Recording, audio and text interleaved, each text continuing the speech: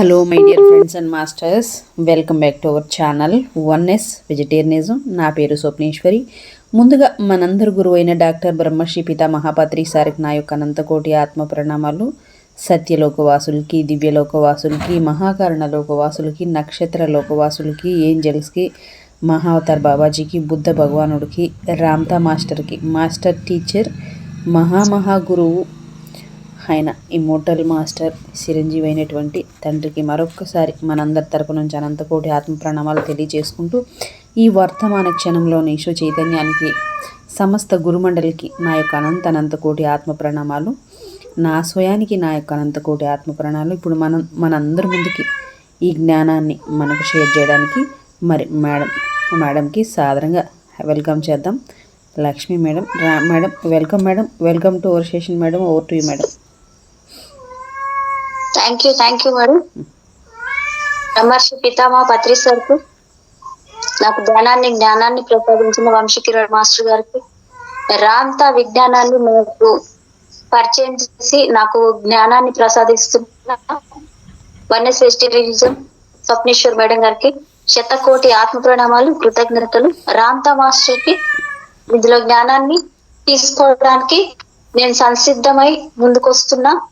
ఈ చిన్ని ప్రయత్నాన్ని మీరంతా కూడా వీక్షించి ఈ జ్ఞానాన్ని ఆస్వాదించగలరని ఆశిస్తున్నాను. మరొక్క మా ఆత్మ ప్రణామాలు, కృతజ్ఞతలు. నాకు జన్మనిచ్చిన నా తల్లిదండ్రులకి ఆత్మ ప్రణామాలు, కృతజ్ఞతలు. Thank you masters. Thank you very much. Zoom లో ఉన్న ప్రతి ఒక్క మాస్టర్ కూడా ఆత్మ ప్రణామాలు, కృతజ్ఞతలు. Thank you madam. Thank you. Yes madam, over to you madam.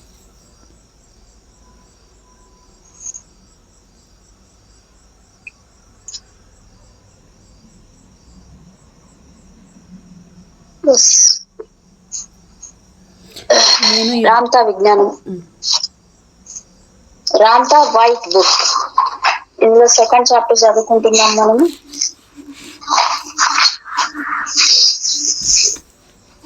I created war. I was the first conqueror. This plain every no. Until my time, there was no warring faction against the arrogance of the Atlanteans. None. I created it. In my anger and hospitality and my desire to be noble and honorable to what I felt, I became what you would term a great entity. No, you is, well, I was one indeed. The hero salvages life and puts an end to the wrongs of life. In doing so, he is also creating a wrong. I desire to do away with all forms of tyranny, and I did only to become the very thing I despised. Over to you, madam. Okay. నేను యుద్ధాలను సృష్టించాను. ఈ భూతలంలో తొలి విజేతను నేను. నా ప్రభావం ఏర్పడడానికి ముందు అట్లేషన్ల దురహంకారాన్ని ఎదిరించిన వాళ్లే లేరు.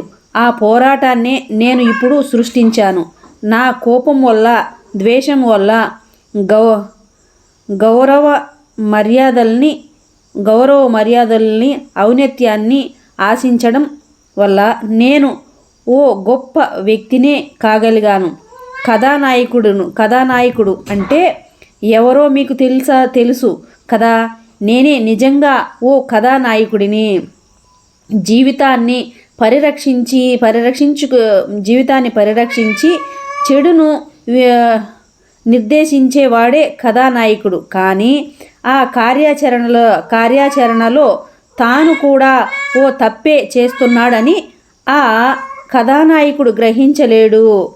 నిరంకుశత్వపు సర్వ స్వరూపాలతోనూ యుద్ధాన్ని సంకల్పించిన నేను కూడా స్వయంగా ఓ నిరంకుశుడిగానే తయారయ్యాను చివరకు. Yes madam. Okay, thank you, madam. Welcome, madam. Thereafter, I was driven to slay tyranny and to make the color of my skin more respectable. And from all the sages and battles we put forth, the lands that we crossed, and all the people we freed along the way. One by one, my army grew, and great became the legend of the Ram and his army. Over to you, madam. ఓ మూర్ఖపు మనిషిని నేను, ఓ మందబుద్ధినే నేను, ఓ కిరాతకుడినే నేను, ఓ వికట స్వభావుడినే నేను. పదేళ్ల పాటు అమాయకుల పైన నేను దండెత్తుతూ ఊచకోతలు కోస్తూ పొలాలను తగలబెడుతూ సాగాను. ఓ కత్తి నాలో దిగబడేంత వరకు ఆ కత్తిని వాళ్ళు నా శరీరంలోనే ఉండినిచ్చి ఉంటే బాగుండేదేమో. కానీ రక్తస్రావంతో ఖచ్చితంగా నేను మరణించాలని సంకల్పించి ఆ కత్తిని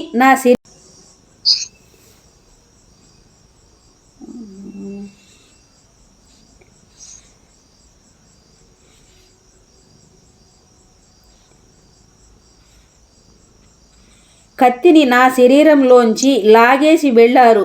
నన్ను పొడిచిన వాళ్ళు నా జీవితసారం నా గాయం నుంచి ధారగా స్రవిస్తూ హిమం లాంటి పాలరాతి నేల మీద స్రవిస్తూ ఉన్నప్పుడు ఏ లోపము ఉన్నట్లు కనిపించని ఆ సమతలంలో రక్త ప్రవాహం ఓ చీలికను గుర్తించి అందులోకి ఇంకిపోసాగింది. Okay. I was implacable and barbarian buffoon, an ignorant entity of savage acclaim. And for 10 years into my march, I warred upon innocents and hacked and burned my way across many lands until I was run through with a great sword. Had they left it in me, I might have been all right, but they pulled it out to make sure that I would bleed to death. I saw the river of life ebbing from my being unto a snowy marble floor that seemingly was perfect, only to see that the river of scarlet had found a crack in it. As I lay there on the cold marble floor, watching the blood issue forth from my being, there came a voice. It spoke to me and it said, "Stand up." It said, "Stand up."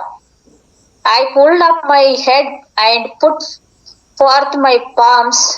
Then I began to pull under me the knees of my being. As I raised my countenance so that my head was erect and even, I pulled up my left foot and stabilized it.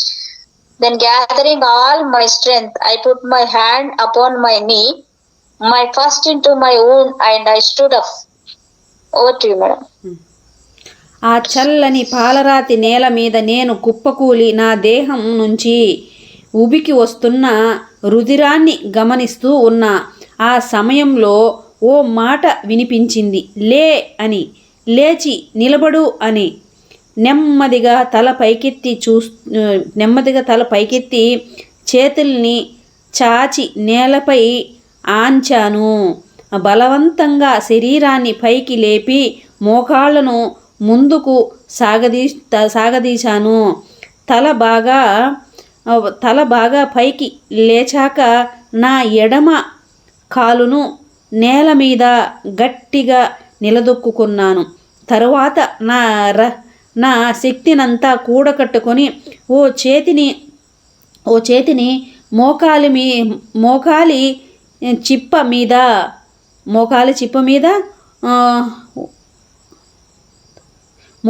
చిప్ప మీద ఊతంగా ఆంచి మరో పిడికిల్ని స్రవిస్తున్న గాయం మీద అదిమి పట్టుకొని మెల్లగా లేచి నుంచున్నాను. Yes madam. Okay. As I stood there with blood issuing from my mouth, flowing through my fingers and running down my legs, my assailants, who were now certain that I was in immortal, fled from me. My soldiers fled siege to city and burned it to the ground. Over to me. నోట్లో నుంచి రక్తం స్రవిస్తూ చేతి వేళ్ల మధ్య నుంచి రక్తం కారి నా మోకాళ్ళ మీద జారుతూ ఉన్నప్పుడు నేను అలా లేచి నుంచోగానే నా శత్రువులు దిగ్భ్రాంతం చెంది నన్ను ఓ మృత్యుంజయుడిగా నిర్ణయించుకొని అక్కడి నుంచి పారిపోయారు. నా సైనికులు నా నగరాన్ని ఆక్రమించి దగ్ధం చేసి నేలమట్టం చేశారు. నన్ను పైకి లేపడానికి జీవించడానికి స్ఫూర్తినిచ్చిన ఆ కంఠస్వరాన్ని నేను ఎప్పటికీ మరచిపోలేను. ఆ మాటను అన్న వ్యక్తిని గుర్తించడం కోసం ఆ తర్వాత ఎన్నో సంవత్సరాలు నేను అన్వేషించాను. Yes madam, okay. I would never forget the voice that made me stand up, that kept me from dying. In the years to come, I would seek to find the face of that voice. I was given to the court of women in my march to be cared for, and I had to endure the stinking politics of vulture grace that were put upon my chest. I had to be bossed by the women and addressed before their eyes. I could not even urinate or spill dung from my aunts in private, but had to do it in front of them. A most humiliating experience. I was acclaimed even to this day that the vulture grease was not to heal me but was so rich that when I breathed it, it kept life in me during my healing. Much of my pride and hate had to give way to survival. Over to you, madam. స్త్రీల రాజ్యంలో ఓసారి నేను బందీనయ్యాను. బందీనయ్యి అక్కడి న్యాయస్థానం నాకు శిక్ష విధించింది. స్త్రీల రక్షణలో నేను ఉండాల్సి వచ్చింది. అత్యంత దుర్భరమైన అవమానం నాకు అది. స్త్రీల ముందే నగ్నంగా నిలబడాల్సి వచ్చింది. మూత్ర విసర్జనలు కూడా వాళ్ళ ముందే చేయాల్సి వచ్చింది. నా శరీరానికి మర్దించిన రాబందు కొవ్వు కంపును భరించాల్సి వచ్చింది. ఆ కొవ్వు నాకు పూయబడింది. నా గాయాలను మాన్చడానికి కాదు. నాకు అనుమానం ఆ దుర్గంధాన్ని పీల్చడం వల్లే నా ప్రాణాలు నిలబడి ఉన్నాయేమో. విన్నారా మాస్టర్స్ ఏమంటున్నాడు తండ్రి? అంటే నాకు ఆ గాయాలకి మానపడానికి పూసారో ఏమో అయితే నాకు తెలియదు, కానీ ఆ కంపు దుర్గంధం ఏదైతే ఉందో ఆ దుర్గంధం నుంచే నా ప్రాణాలు పోకుండా నిలబడ్డాయి. ఎందుకంటే ఆ కంపు కంపు అనుకుంటుంటాం కదా, బ్యాడ్ స్మెల్ అని చెప్పేసి ఆ కంపు భరించలేదు. ఆ కంపు బ్యాడ్ స్మెల్ తోటి నేను ఎరుకులోడు బ్రతకగలిగానేమో అని చెప్తున్నాడు తండ్రి ఇక్కడ. Yes madam, okay. While I was recovering from my ghastly wound and could not do anything else, I began to contemplate everything around me. One day I watched an old woman pass from this plane, clutching hotly the cruelly open linen she had made for her son, who had perished long ago. I saw the woman pass in light of the noonday sun. Long ago I saw the woman pass in the light of the noonday sun, life ebbing from her body in choking strokes of weeping. As I watched the old woman shrivel in the light, her mouth opened to a ghost expression and her eyes became glazed, unaffected by the light. Nothing moved save the breeze and her old hair. What you, madam? నా గాయం నా గాయం నయమవుతూ ఆ రోజుల్లో ఏ పని ఉండేది కాదు నాకు. ఎప్పుడు నన్ను ఆవరించి ఉన్న అన్ని విషయాల గురించి నిరంతరం ఆలోచిస్తూనే ధ్యానిస్తూనే ఉండేవాడిని. ఎప్పుడో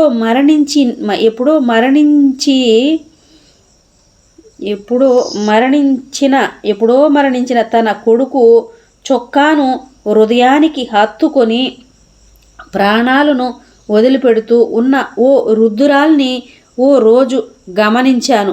మిట్ట మధ్యాహ్నపు ఎండలో ఆమె కళ్ళు కుంచుకుపోతున్నప్పుడు ఆమెను గమనిస్తూనే ఉన్నాను.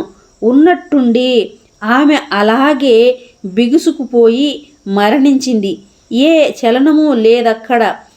వీస్తున్న గాలి, కదులుతున్న వృద్ధురాలి వెంట్రుకలు తప్ప. అంటే చూడండి మాస్టర్స్, ఎలా ఉంటుందంటే అప్పటిదాకా ఎన్నో మరణాలు, ఆయన చేతులతో ఆయన ఎన్నో మరణాలు, ఎంతోమందిని చంపాడు, ఊచుకోతలు కోసాడు, అడ్డంగా నరికేశాడు. అయినా అదేమి అంటే ఒక ఎరుక, ఒక జాగరూకత, ఒక స్పందన, అంటే ఒక ఎన్లైట్మెంట్ అని చెప్పొచ్చు. అంటే ఆయన లోపల ఒక ఫైర్, ఆ సమయం, ఆ దైవం, నిద్రాణంలో ఉన్న దైవం మేల్కొనే సమయం అని చెప్పొచ్చు. అప్పటిదాకా ఎప్పుడూ లేదు ఆయనకి. అలా అనిపించలేదు. ఓ బాధ కానీ, ఒక అయ్యో అని పాపమని కానీ ఏం కానీ అనిపించలేదు. అప్పుడు ఆవిడ రుద్రాలు, ఒక ముసలావిడ ఉంటే ఆ ముసలావిడ కొడుకు ఎప్పుడో చచ్చిపోయిన కొడుకుని గురించి గుర్తు చేసుకొని ఆ కొడుకు చొక్కా తీసుకొని గుండెలు కత్తుకొని ఆమె ఏడుస్తూ ఆమె ఎండకి, మంచి ఎండ కాస్తుంటే ఆ ఎండకి కళ్ళు ఇలా పైకి చూడడానికి కష్టంగా చేయడం పెట్టుకొని ఇలా చూస్తూ ఆ ఎండ ఆ మొహం మీద పడుతుంటుంది కదా, అలా పడుతుంటే అలా బిగుసుకుపోయి ఏడుస్తూ ఆ కళ్ళ నీళ్ళతోటి అలాగే బిగుసుకుపోయి చచ్చిపోతుంది అనమాట. అప్పుడు ఈయన అన్నీ గమనిస్తాడు. ఎందుకంటే ఏ పని లేదు కదా, అప్పుడు ఖాళీగా ఉన్నాడు కదా. అప్పుడు అన్నీ గమనిస్తూ ఉంటాడు. గమనిస్తుంటే ఆమెను చూసి బాధ వేసింది, చివుక్కుమనింది మనసు ఆయనకి. అరే, ఇలా కూడా ఎప్పుడో చనిపోయిన కొడుకుని గురించి ఈమె చూడు, ఒక తల్లి తన బిడ్డ కోసం తప్పించి చనిపోయిందే. అయినా ఎండ ఇలాగే కాస్తుంది, మబ్బులున్నాయి, పక్షులు మేతలకు వెళ్ళిన పక్షులు తిరిగి గూళ్ళకి వెళ్తున్నాయి. ఏ ఒక్క పని ఆగట్లేదనమాట. చంద్రుడు వస్తున్నాడు, తెల్లవారుతుంది, పొద్దుపోతుంది, అన్నీ జరుగుతున్నాయి సక్రమంగానే. ఏ ఒక్కటి ఆడవట్లేదు, ఏ ఒక్కటి ఆగిపోవట్లేదు. కానీ ఒక మనిషికే ఇదెందుకు, ఒక మనిషే ఇన్ని బాధలు పడుతున్నాడు అనే ఎరుక కలిగింది తండ్రికి. అప్పుడు ఆ ఎరుకు కలిగినప్పుడు అప్పుడు ఆయనలో ఒక నిద్రాణంలో ఉన్న ఒక దైవం అనేది మేల్కోబడిన సమయం అని చెప్పచ్చు. ఇదొక కారణం. ఇది మెయిన్ రీజన్ ఏమంటే 50% ఇది కారణం. ఇక్కడ మేల్కొన్నాడు తండ్రి, అది చెప్తున్నాడు. Madam okay madam. Okay madam, ఒక్క నిమిషం. I thought about the woman and her son who had perished, and I thought about their great intelligence. Then I looked back at the sun which never perished. It was the very same sun the old woman had seen through a crack in the roof of her hovel when she first opened her eyes as a babe, and it was the last thing she saw when she died. I looked again at the sun. It was obvious that she had died. I watched it as we buried the old woman under a tall poplar tree by the river. Over to you, madam. ఆ రుద్దురాలి బిడ్డను గురించి ఆలోచించాను. వాళ్ళ తెలివితేటల గురించి ఎంతో ఆలోచించాను. తర్వాత సూర్యుడి వంక ఏనాడు నశించని సూర్యుడి వంక చూశాను. జన్మించగానే పూరిపాక చిల్లుల్లోంచి ఆ రుద్దురాలు ముందుగా, అంటే ఆమెకు ఏమీ లేని పేదవాళ్ళు ఓ రుద్దురాలు పూరిపాక అంటే ఇల్లంతా కూడా బొక్కలు పడిపోయి అంటే చిల్లులు పడి ఆ చిల్లుల్లో నుంచి ఎండబడుతుంది అనమాట ఆ మొహం మీద. అలాంటి పూరిపాకలో ఉండిందంట ఆ రుద్దురాలు. అదే చెప్తున్నాడు ఇక్కడ. రుద్దురాలు ముందుగా కళ్ళు తెరిచి చూసింది. ఆ సూర్యుడినే మళ్ళీ ఇప్పుడు మరణించినప్పుడు ఆమె చివరి చూపు కూడా ఆ సూర్యుడి వంకే. చూసారా? అంటే ఫస్ట్ కళ్ళు తెరిచింది సూర్యుని చూస్తా, మళ్ళీ చివరి చూపు కూడా ఆ సూర్యుని చూస్తేనే కన్ను మూసింది. కానీ ఆ సూర్యుడికి మాత్రం ఏమాత్రం చలనం లేదు. సూర్యుడు ఏం స్పందించట్లేదు. అంటే సూర్యుడికి ఏం పట్టదా? ఇంత అన్యాయం జరిగింది, ఇంత బాధపడుతుంది, సూర్యుడికి ఏం జాలి వేయదా? కానీ పాపం ఆ వృద్ధురాలు ఏమీ లేకుండా కొడుకు బాధతోనే చనిపోయిందే పాపం అని ఆయనకి మనసు కదిలిందనమాట. అప్పుడు మనసు స్పందించింది. ఆ నిద్రాణంలో ఉన్న దైవస్థితి మేలుకుందని చెప్పొచ్చు.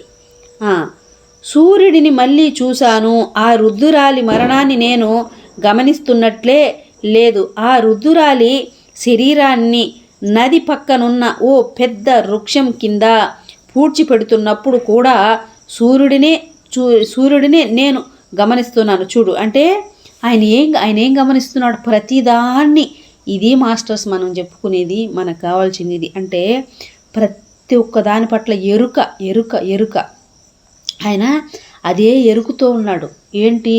పక్షుల పట్ల ఎరుక, ప్రకృతి పట్ల ఎరుక, మొక్కల పట్ల ఎరుక, జంతుజాలం పట్ల ఎరుక. ప్రతిదాంతో అప్పుడు ఏం పని లేదు కదా, ఆయన ఎరుకుతో గమనిస్తున్నాడు. ఎరుకుతో గమనిస్తుంటే ఆ సూర్యుడికి పట్టదా? అయితే ఇంత బాధ, ఇంత కష్టం వస్తే సూర్యుడికి ఏం ఉండదా? మరి వీమికే ఉంటుందా? మరి మనుషులకే ఉంటుందా? మనుషులు ఎందుకు ఇలా ఉన్నారు? ఏం పాపం చేశారు మనుషులు? అక్కడ మొదలైంది ఆయనకి, తండ్రికి. అదేన్నమాట. Okay madam, okay. Thank you. As the sun set that evening, I cursed it. I watched it set upon the mantle of mountains like a great fairy jewel. Scarlet-eyed, I looked upon the purple mountains and the valley, already shrouded in mist, and saw rods of the sun's light gild all things and make them illusionality beautiful. I saw clouds with the color of blue become vividly alive in hues of scarlet, fire, rose and pink. What do you ఏం వర్ణన అసలు, నిజంగా అసలు చాలా బాగుంది. ఆనాటి సూర్యాస్తమయాన్ని నేను సూర్య అస్తమాన్ని నేను తిట్టుతున్నాను, శపించాను. అంటే సూర్య అస్తమయాన్ని తిట్టాడంట, శపించాడంట. ఎందుకు? ఆ రుద్రాలు అంత బాధపడుతుంది కదా, నీకెందుకు కలగలేదా బాధ? ఆ రుద్రాలకేనా? ఆవిడ ఏం పాపం చేసింది? ఇలా ఆయన హృదయం. పర్వతాల మధ్య మండుతున్న మణుల కూర్చున్న సూర్యుని రక్తరుణ నేత్రాలతో, అంటే రక్తరుణ నేత్రాలు లాగా ఉంటున్న ఆ సూర్యుని గమనించాను. కాషాయ వర్ణంతో మెరుస్తున్న పర్వతాలను, పొగమంచులకు అంటే ఆ మెరుస్తున్న సూర్యకిరణాలు, ఆ ఎండకి సూర్యకిరణాలు పడితే కాషాయ వర్ణం కనపడుతుంది కదా మెరుస్తూ, అది గమనించాడనమాట. నేత్రాలతో గమనించాను. కాషాయ వర్ణంతో మెరుస్తున్న పర్వతాలను, పొగమంచుల్లో కూరుకుపోతున్న లోయలను గమనించాను. అన్ని వస్తువుల అంచుల్ని మెరిపిస్తున్న అందమైన భ్రమలను సృష్టిస్తున్న సూర్యకాంతి పుంజాలను గమనించాను నేను. క్షణక్షణం రంగుల్ని మార్చుకుంటూ, క్షణక్షణం చూడు ఎంత వర్ణిస్తున్నాడు చూడు తండ్రి, క్షణక్షణం రంగుల్ని మార్చుకుంటూ కనిపిస్తున్న మేఘాలను గమనించాను. మనం ఎప్పుడన్నా గమనించామా? మన ఇంట్లో ఉండే రంగులే మనకు కనపడవు, ఏమేమి రంగులు ఉన్నాయో. మన ఇంట్లో ఉండే రంగులే మనకు కనపడవు, ఏమేమి రంగులు ఉన్నాయో. మనకు అసలు ఏ రంగుల్లో ఉన్నాయి, మనం ఏ రంగు వాడాము, మనకి ఏ రంగు అంటే ఇష్టం మనకే తెలియదు మన గురించి. మళ్ళీ అదే చెప్తున్నా చూడు, ఆ మేఘాలు రంగులు క్షణక్షణం రంగులు మారుస్తూ వెళ్తున్న మేఘాలు గమనించాడంట తండ్రి. అబ్బా అద్భుతం మేడం. అవుతాయి. I continued to watch the great light as it retired behind the mountains, now looming like a piercing teeth on the horizon, until the last rods of its beauty had descended behind the last mount. I heard a night bird cry above me, and I looked into the heavens to see the pale moon waxing against a darkening sky. A breeze came up, and as it blew my hair and dried my tears, it made me sick in my being. Over to you, madam. మహోజ్వల రవితేజం పర్వతాల వెనుక కృంగి విశ్రాంతి తీసుకోవడాన్ని సమీపిస్తున్న రాత్రిని గమనించాను. ఓ రాత్రి పక్షి చేస్తున్న చవ్వళ్ళను విని ఓ రాత్రి పక్షి చేస్తున్న సవ్వళ్ళని విని తలెత్తి పెరుగుతున్న చీకట్లు మధ్య ఉదయిస్తున్న లేత చంద్రుణ్ణి గమనించాను. ఓ పిల్ల తెమ్మరి వీచి నా జుట్టును చెరిపి wow wow wow wow super తండ్రి, సూపర్ తండ్రి. ఎంత వర్ణన ఉన్నది చూడండి మేడం, ఎంత వర్ణన ఉన్నది అసలు. అవును అవును అవును, ఎంత అద్భుతమో.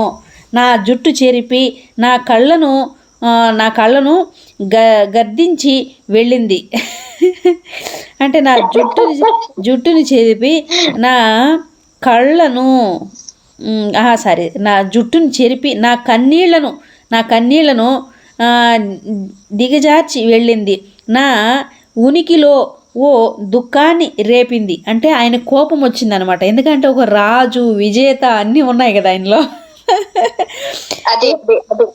ఓ పిల్ల తెమ్మరి గాలి వచ్చి నా జుట్టు నేను ఏడ్చుకుంటుంటే అది వెటకారంగా వచ్చి నా జుట్టు చెరిపి నా కళ్ళ నీళ్ళు చెమ్మగల నా కంటి నీళ్ళు ఈమిరిపోయేలా చేసి వెళ్ళిందంట. అదే ఎంతో గొప్ప యోధుణ్ణి నేను అని మీకు తెలుసు కదా. అంటే నేను ఎంతో గొప్ప యోధుణ్ణి అని మీకు తెలుసు కదా. ఓకే.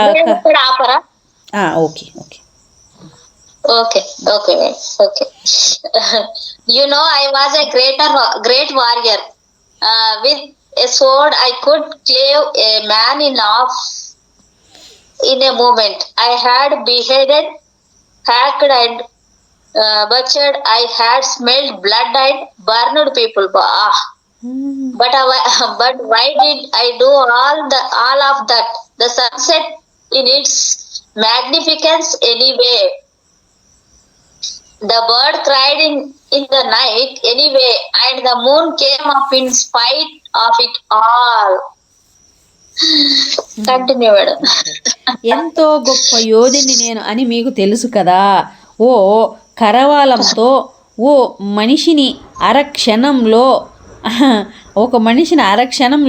నిలువున 2 ముక్కలుగా తెగ నరికేయగలను నేను. అంటే ఒక కత్తి ఉంటే ఒక మనిషిని ఒక అరక్షణంలో 2 ముక్కలుగా తెగ నరికేసేవాడు అంటారు. ఎన్నో శిరశ్ఛేదాలను బాబాయ్ మ్యూట్లో ఉండు బాబాయ్, మ్యూట్ చేసుకోండి బాబాయ్, సౌండ్ వస్తుంది. బాబాయ్ మ్యూట్ చేసుకోవాలి, సౌండ్ వస్తుంది.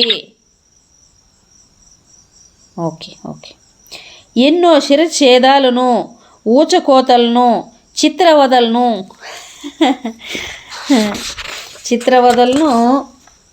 చేసిన వాడిని నేను. నెత్తుటి వాసనని మరిగి ఎందరినో తగలబెట్టిన వాడిని నేను. కానీ ఎందుకోసం చేశాను అదంతా? ఎందుకు చేసినా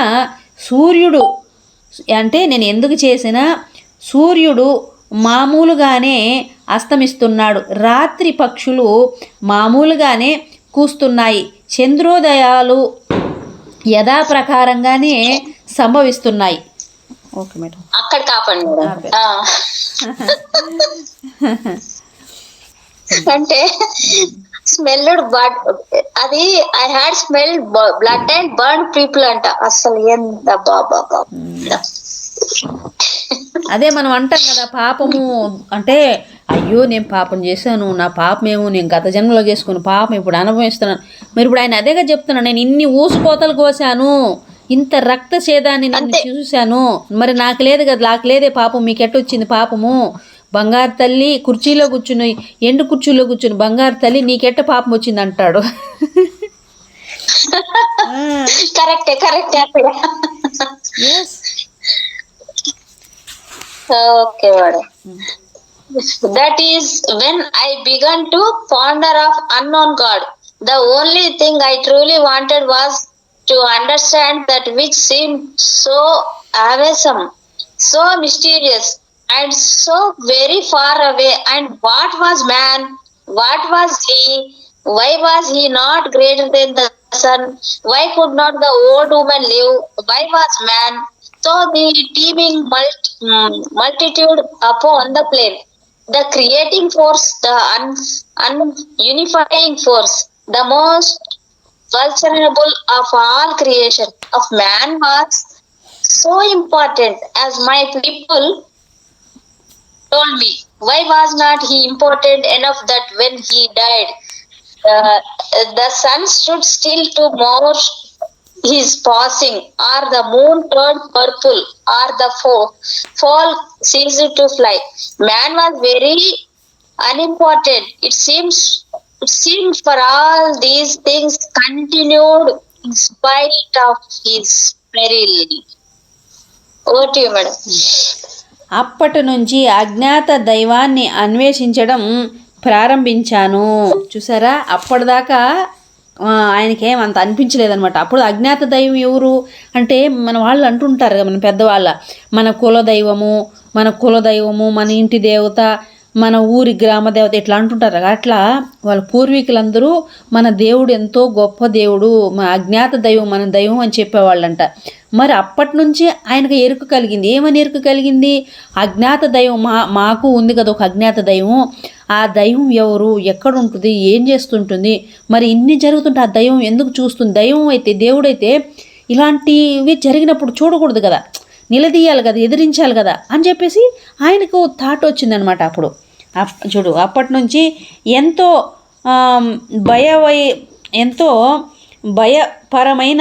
భయపరమైన ఎంతో నిగూఢ మానుపుకి మానవునికి ఎంతో దూరంలో ఉన్న ఆ జీవిత సారాన్ని అర్థం చేసుకోవాలన్నదే నా ప్రగాఢ వాంఛ. అంటే ఈ జీవిత సారం ఏంటి అర్థం చేసుకోవాలనేదే ఆయన ప్రగాఢ వాంఛ అప్పుడు స్టార్ట్ అయింది. ఇంతకు మానవుడు అంటే ఎవరు? సూర్యుడి కంటే అదముడు ఎందుకు గొప్పగా ఉండడం లేదు? అంటే సూర్యుడే ఎందుకు గొప్పవాడాడు, మనిషి ఎందుకు గొప్పవాడు కావడం లేదు అని ఆయనకి క్వశ్చన్. ఆ రుద్దురాలి ఇప్పుడు ఎందుకు జీవించి లేదు? ఆ రుద్దురాలు ఇప్పుడు ఎందుకు జీవించి లేదు?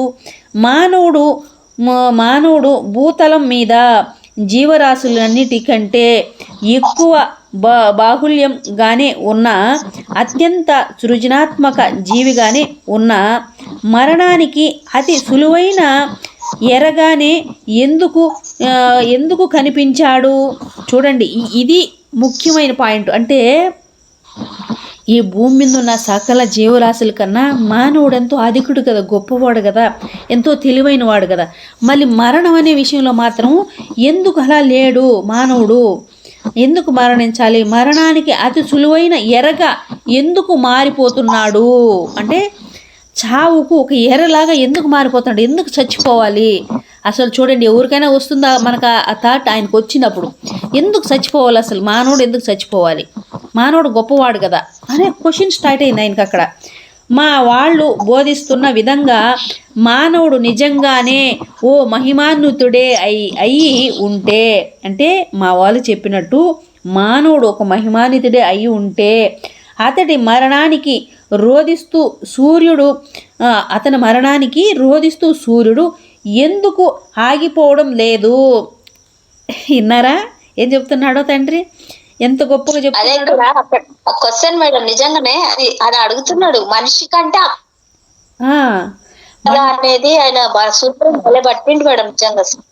అట్ట పట్టుకున్నాడు కాబట్టే కదా ఆయన మరి అలాగే ప్రతి దాంట్లో పట్టు చూస్తూ చూస్తూ నేను ఎందుకు చచ్చిపోవాలి, మనిషి ఎందుకు చచ్చిపోవాలి, అసలు చావకుండా ఉండాలంటే ఏం చేయాలి అని ఆయనలో క్వశ్చన్ రేజ్ అయ్యి అసలు ఈ మరణాన్ని ఎందుకు స్వీకరించాలి, నేను ఎందుకు చచ్చిపోకూడదు, నేను జయించాలి అని అప్పుడు స్టార్ట్ అవుతుంది. అప్పుడు దాకా ఇంతకు ముందంతా చెప్పాడు కదా, అసలు నాకు జీవితం పైన ఆశ లేదు, కోరిక లేదు, నేను సావుకు సిద్ధంగా ఉన్నానని చెప్పాడు కదా.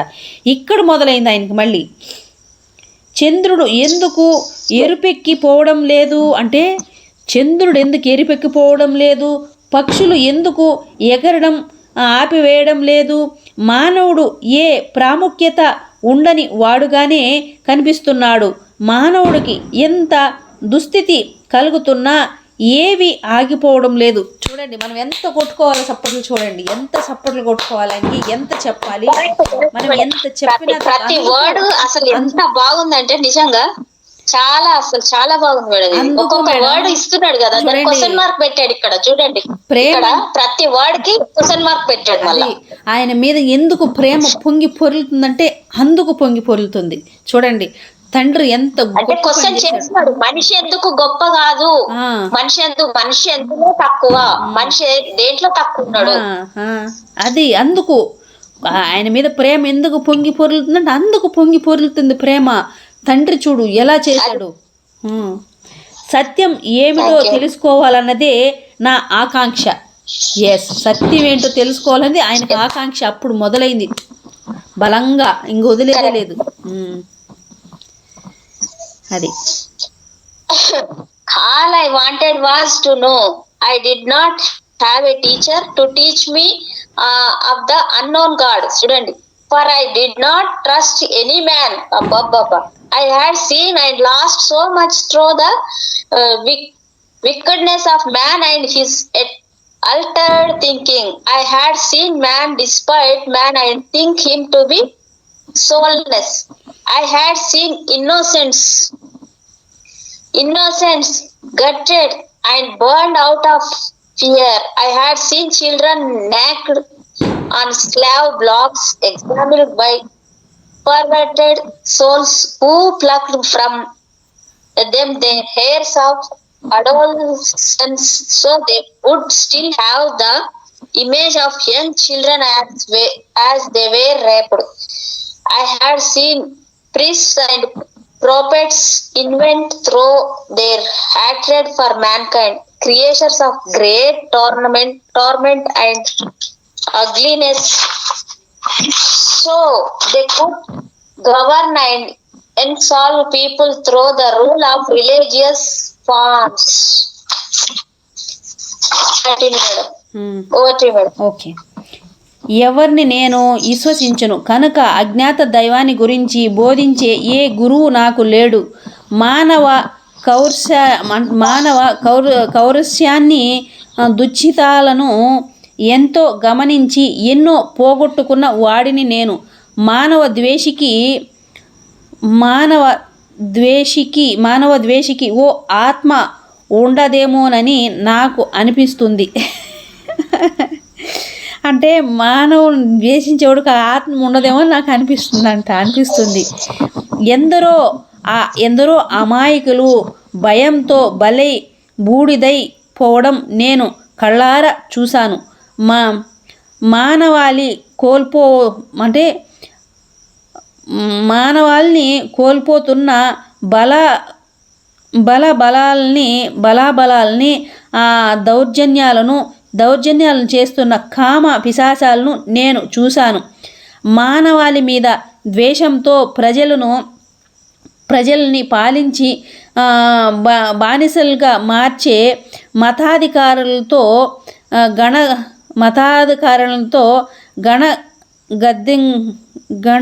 గద్దింకి ఉండే క్రూర శాసకుల్ని సృష్టించే పూజారుల్ని, అంటే ఇట్లా వాళ్ళంతా అప్పుడు ఉండేవాళ్ళంట.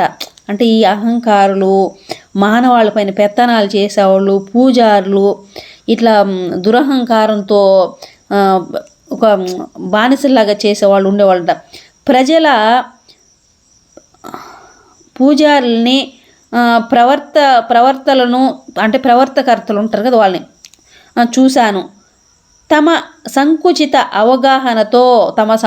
అవగాహనతో నిర్మలంగా అమాయకంగా ఉన్న సత్యాన్ని వక్రీభవించి చెప్పే వాళ్ళతో తప్ప ఉన్నదన్నట్లు చెప్పే ఏ గురువు నాకు లభించలేదు. అలాంటి అవగాహనతో అవతరించిన దేవుళ్ళను కూడా నేను పట్టించుకోలేదు. చూసారా, అంటే కుచిత బుద్ధి అంటాం కదా, కుచిత బుద్ధి, కుళ్ళు, కుతంత్రం, అలాంటి వాళ్ళు ఉన్నప్పుడు అలాంటి వాళ్ళు నేను పట్టించుకోను. అలాంటి వాళ్ళతో నాకు అవసరమే లేదు. అలాంటి వాళ్ళని నేను చూశాను. దేవుళ్ళను కూడా నేను పట్టించుకోలేదు. మనుషుల చేసిన అంటే ఎందుకు పట్టించుకోలేదు, ఇది సత్యం. అంటే ఆ దేవుళ్ళని ఎవరు చేశారు? మనుషులు తయారు చేసిన దేవుళ్ళు. చూడు, మనుషుల చేసిన దేవుళ్ళు మతి భ్రమలన కల్పనలే కనుక, అంటే మనుషులు చేసిన దేవుళ్ళు మతి భ్రమించి చేసిన కల్పనలే, కానీ అందుకని ఆయనకి అవి దేవుడి పైన నమ్మలేదంట. నిజమైన గురువులు ప్రకృతి మాతృకలే. చూసారా, నిజమైన గురువులు ఎవరంటే ప్రకృతి మాతృకలే. ఆ ప్రకృతి మాతృకలే భగవంతుడి గురించి నాకు బోధించాయి. చూడండి, పగళ్ళ నుంచి రాత్రుల నుంచి నేను నేర్చుకున్నాను. పగలు నుంచి నేర్చుకున్నాడు. అదే చెప్పేది బంగారు మాస్టర్స్ వినండి. అంటే పగలు నుంచి నేను నేర్చుకున్నాను, రాత్రి నుంచి నేను నేర్చుకున్నాను, ఎండ నుంచి నేను నేర్చుకున్నాను. ప్రతిదీ ప్రకృతిని సాక్షిగా పంచభూతాల్ని ప్రకృతిని గమనిస్తూ నేర్చుకున్నాడు ఆయన. అదే చెప్తున్నాడు, నేర్చుకున్నాను. కాబట్టి విధ్వంసాల మధ్య, యుద్ధాల మధ్య కొనసాగుతున్న సున్నిత అత్యల్ప జీవనం సైతం నాకు పాఠాలను నేర్పింది. ఏమమ్మా, ఈరోజు 8 స్టార్ట్ అయిపోయిందా? లేదా 7 to 8 ఇది, మళ్ళా 8:32 అది, మళ్ళీ అదేమ్మా. ఇది వేరా? ఇది కూడా, ఇది స్వాధ్యాయ యోగం, రామ్తా స్వాధ్యాయ యోగం. ఇది ప్రాజ్ఞగతంలోంచి ప్రభవిస్తున్న ప్రభాకరుడి ప్రభావాన్ని గురించి నేను ఆలోచించాను. అంబర వీధుల్లో పయనించి పశ్చిమాన. Okay madam, over to you madam. There was no man living that I would have as my teacher. For any man living had taken that which was really pure and innocent and altered it through his own limited understanding. So I wanted nothing to do with a God created through man's understanding, for it man's created the God. The God was fallible.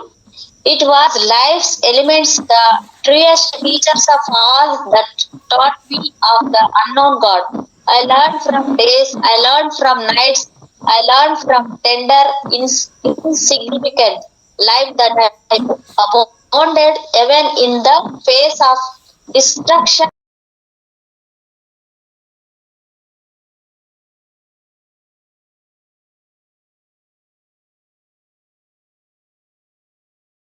Oh, the heavens, ending up in the western sphere and passing into its sleep.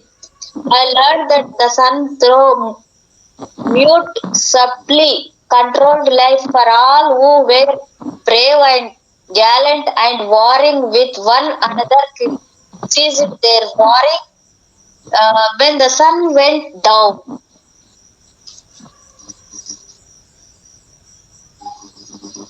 Over to you, madam. అస్తమించి పర్వలించే ఆ ఆదిత్యుడిని గురించి నేను ఆలోచించాను. అంటే సూర్యుడి గురించి, ఉదయించి అస్తమించే సూర్యుడి గురించి నేను ఆలోచించానని చెప్తున్నాడు. నిశ్శబ్దంలోనే ఉంటున్న ఆ సూర్యుడినే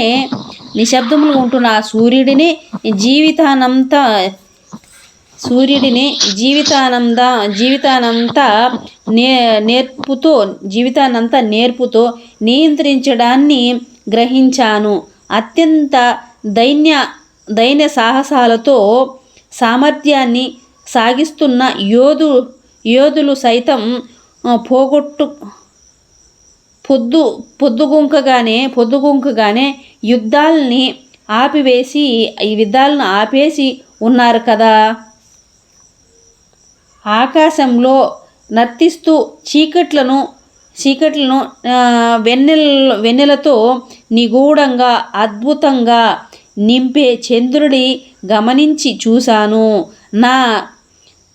నా సైనిక శిబిరం మధ్య జ్వలిస్తున్న మంటలు ఆకాశాన్ని ఎలా వెలుగుతున్నాయో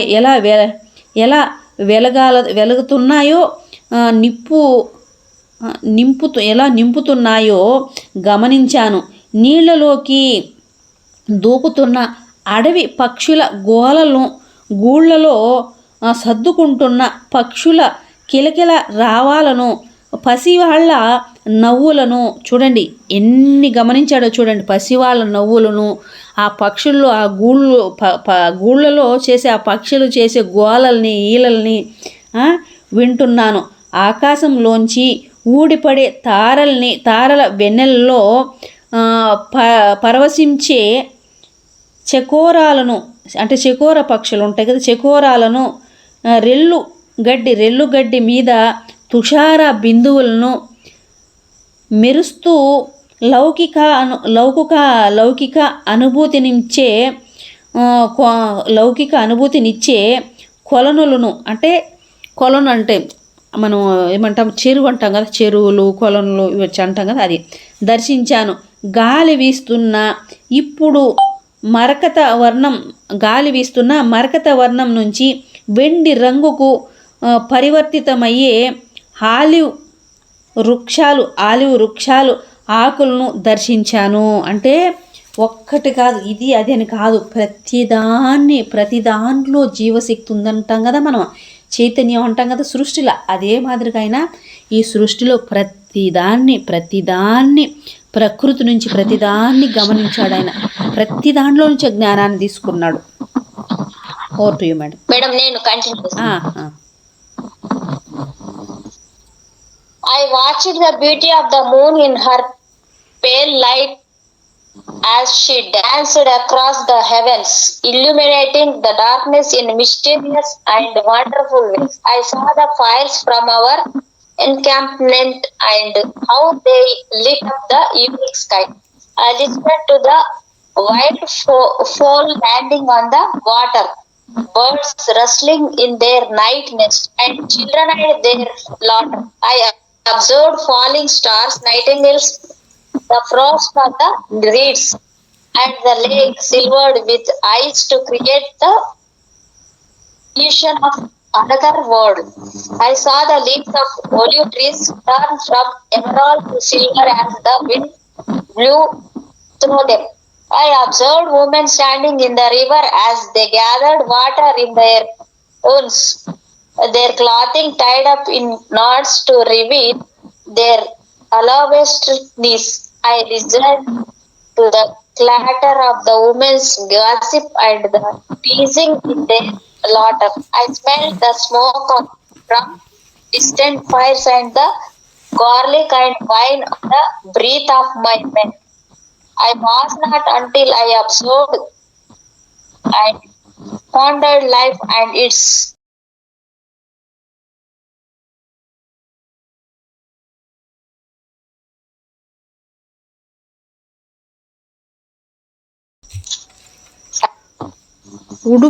ఉడుపులను పైకి ఎగదోసి నీళ్లు ముంచుకున్న పడతుల అంటే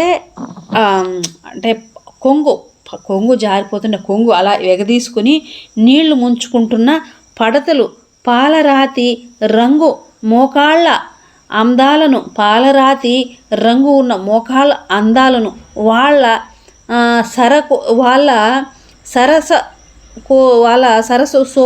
సరస్సు సోకులను పరిహాసాలను అంటే వాళ్ళ సోకులు వాళ్ళ పరిహాసాలను లోకాభి రామాయణాలను ముచ్చట్లను ముచ్చట్లను సామరస్యంతో గమనించాను. దూరపు మంటల మంచు వాసనను మగవాళ్ళ శ్వాసలో నుంచి వెలువడే వెల్లుల్లి మద్యపు వాసనలను ఆగ్రహించాను. జీవితాన్ని నిశితంగా గమనించి దాని శ్వాసతత్వాన్ని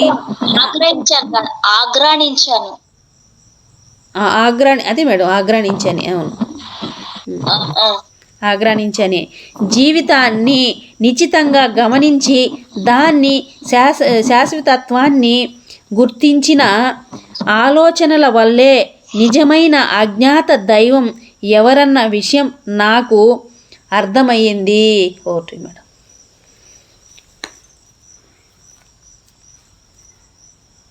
ఓకే మేడం, ఓకే. సారీ, నేను మ్యూట్ లో ఉన్నాను madam. I reasoned that the unknown God was not the God created through the altered thinking of man. I realized that the gods in men's minds are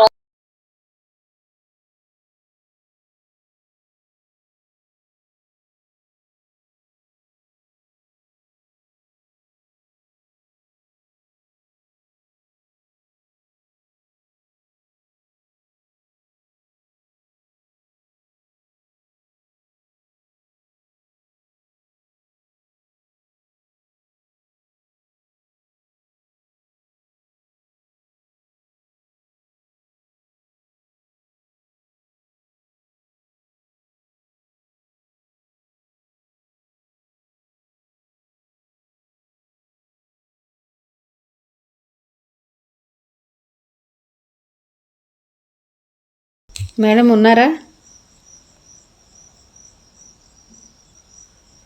madam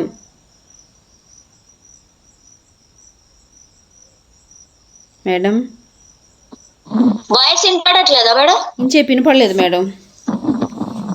ఇప్పుడు వినపడిందా? ఇప్పుడు వినపడుతుంది. Okay okay okay, మాట్లాడుతున్నాను కానీ మీరు unmute చేసుకున్నారు.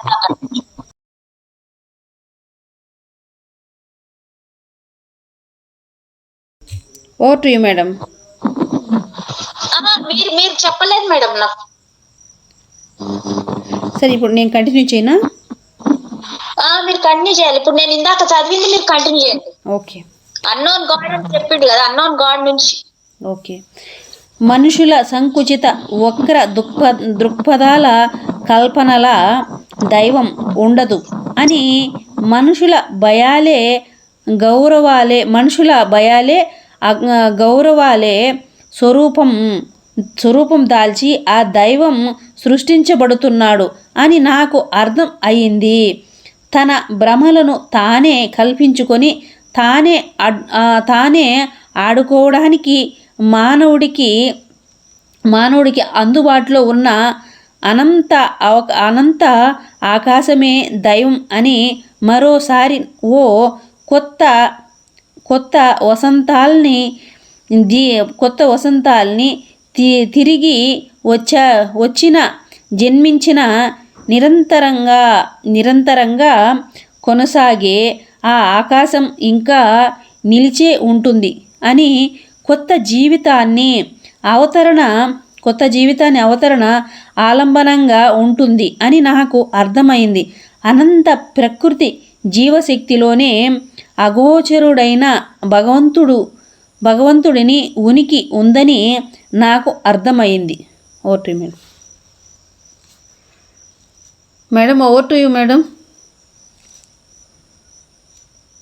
Okay madam. Who was the unknown God? Question mark ఇక్కడ. Who was the unknown God? It was me and the birds their night nest the frost on the reeds The morning dawn and evening sky. The morning dawn and evening sky. Sun and the moon, children and their laughter, alabaster knees and running water, and the smell of garlic and leather and brass. This understanding took a long time for me to grasp. So it had been right in front of me all the time. The unknown God was not beyond the moon or the sun, ఎందుకు all around me. And this new birth of reasoning, I began to madam ఇది embrace life. Voice up and down వస్తుంది, లో లో వస్తుంది, మళ్ళీ అయిపోయి లో అట్లా వస్తుంది, కొంచెం వినపడుతుంది, కొంచెం లో Hello, madam. కొంచెము లో వస్తుంది, కొంచెం నార్మల్గా వస్తుంది, అట్లా అప్ అండ్ డౌన్ అవుతుంది మీ వాయిస్. ఓకే ఓకే, ఇప్పుడు మీరు మ్యూట్ చేసుకోండి ఒక్కసారి మేడం. నేను మ్యూట్ చేసుకుంటే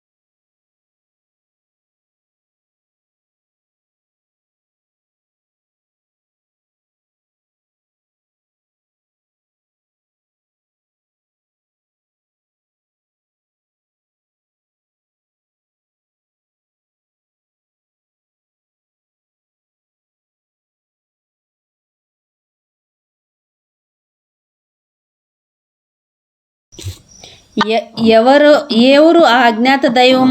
నేనే వాడిని. గూళ్ళలో నిద్రకు ఉపక్రమిస్తున్న పక్షులు, రెల్లు రెల్లు మీద మంచు బిందువులు, తొలి సంధ్య మలిసంధ్య అని నేనే సూర్యచంద్రులు, పిల్లల నవ్వులు, పాలరాతి మోకాళ్ళ నీళ్ళ గలగలలు, వెల్లుల్లి తోళ్ళు, ఇత్తడి కీలుం వాసలు అన్నీ నేనే. ఎప్పటి నుంచో ఈ సత్యం నా ముందే ఉన్న ఈ ఎరుక ఎప్పుడు నుంచో ఈ సత్యం నా ముందే ఉన్న ఎరుక ఏర్పడడానికి నాకు ఎంతో కాలం పట్టింది. అదే అదే అదే చెప్పేది మనకు. అన్నీ మన కళ్ళ ముందే ఉంటాయి, అన్నీ సత్యాలంతా మన కళ్ళ ముందే ఉంటాయి, అదంతా జరుగుతుంటాయి, కానీ ఆ ఎరుకు ఏర్పడడానికి ఎంతో టైం పడుతుంది. అది ఎంతో కాలం పట్టింది. ఆ అజ్ఞాత దైవం సూర్యచంద్రులకు ఆవల ఎక్కడో లేడు. ఆ దివ్యత్వం నన్ను ఆవరించే ఉంది. హేతుబద్ధమైన ఆలోచనలు నాలో జనించడం వల్లే ప్రీతితో జీవితాన్ని నేను స్వీకరించగలిగాను. జీవితానికి ఓ పరమార్థాన్ని ఆపాదించుకోగలిగాను. రక్తపాతాల కన్నా, యుద్ధభూమి దుర్గంధం కన్నా గొప్పగా ఏనాడు ఊహించలేనంత విలువను సంతరించుకొని ఆ జీవితం ఉందని నేను గ్రహించాను. Yes madam, over to you. Okay, madam. It was through this real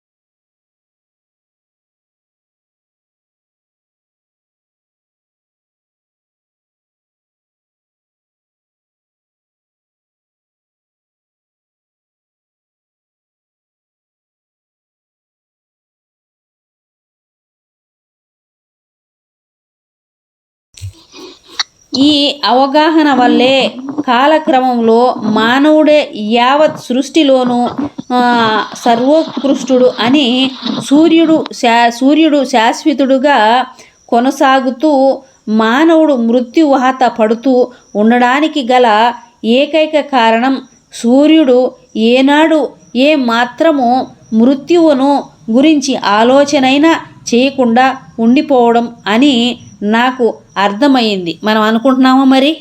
మనకే ఆడపోయింది మన బుద్ధి ఏమైనా గేదెలు కాసేదానికి పోయిందా? లేదు కదా. అదే చెప్తున్నాడు చూడండి. ఏం చెప్తున్నాడు చూడండి తండ్రి అంటే సూర్యుడు ఎప్పుడు మృత్యువాత, నాకు మృత్యు ఉందని సూర్యుడు ఎప్పుడు ఆలోచించడు. చంద్రుడు ఎప్పుడు నేను చచ్చిపోతానని ఆలోచించడు. కానీ ఒక మనిషి మాత్రం నేను చచ్చిపోతాను ముసలోడైపోయాను, నాకు అది అయిపోయింది ఇది అయిపోయింది అనుకుంటుంటాం. కాబట్టే మనకు సావు ముంచుకొస్తుందని చెప్తున్నాడు తండ్రి ఇక్కడ. మనమే ఎందుకు ఆ కోరిక మందే, మనకు తెలియక అజ్ఞానంతోనో చావు చావు చావు అనుకుంటుంటాం. ఏది అనుకుంటాం అదే ప్రాప్తిస్తుంది. అదే చెప్తున్నాడు తండ్రి ఇక్కడ. మేడం ఓకే మేడం నెక్స్ట్ పారా చెప్పండి. ఓకే ఓకే ఎస్ 3 లైన్లు. ఓకే అలాగే తదేక చింతనతో అజ్ఞాత దైవం ఎవరన్న విషయాన్ని గ్రహించిన తరువాత ఆ రుద్దురాలిలా కృషించిపోయి మరణించాలని నాకు అనిపించలేదు. సూర్యుడిలా శాశ్వతంగా జీవించడానికి ఏదో ఓ మార్గం తప్పకుండా ఉంటుంది అని నాకు అనిపించింది. అదే ఉండాలి. ఎస్ ఎందుకంటే వాళ్ళందరిలా చచ్చిపోవాలని కోరిక నాకెందుకు, నేను ఎప్పుడూ చచ్చిపోను, నాకు చావు లేదు, నేను చిరంజీవిననే కోరిక, ఆ తృష్ణ, ఇది ఉండాలి నాలో, ఆ ఎరుక. Yes madam. Correct madam. Okay ఒక్క పారా చిన్నగా ఉంది చదివేస్తాను madam. Yes Once I had healed from the dire wound to my body, I had little to do but to sit upon a plateau and watch my army grow fat and lazy. One day as I looked to the horizon to see the vague outline of ghostly mountains and valleys uncharted, I wondered what would it be like to be the unknown God, the life element. How could I be part of this essence that is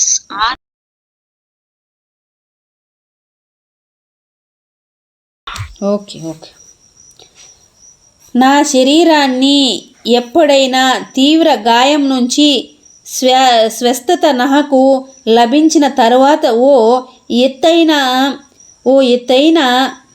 సమతలం మీద కూర్చొని సోమరితనాన్ని శరీరాలని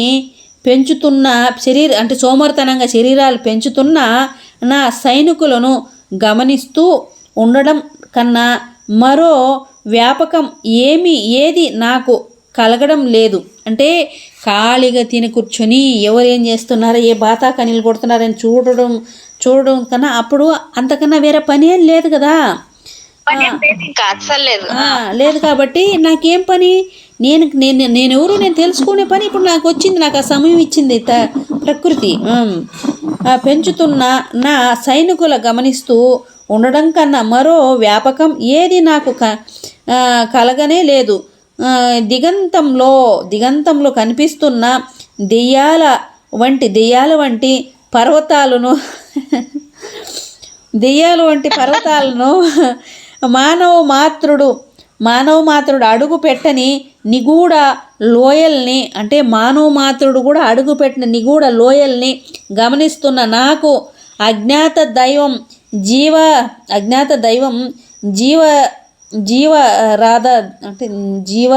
జీవధార శక్తినే నేను అయిపోతే ఎలా ఉంటుందో అన్న ఆలోచన ఓ రోజు అద్భుతంగా నాలో చెలరేగి నన్ను ఆశ్చర్యచకితుడిని చేసింది. Correct madam. ఇది ఇంతకు అయిపోయింది మేడం, 1 hour అయిపోయింది. ఎస్ మేడం కొంచెం ఉంది. ఈ మేడం అయ్యో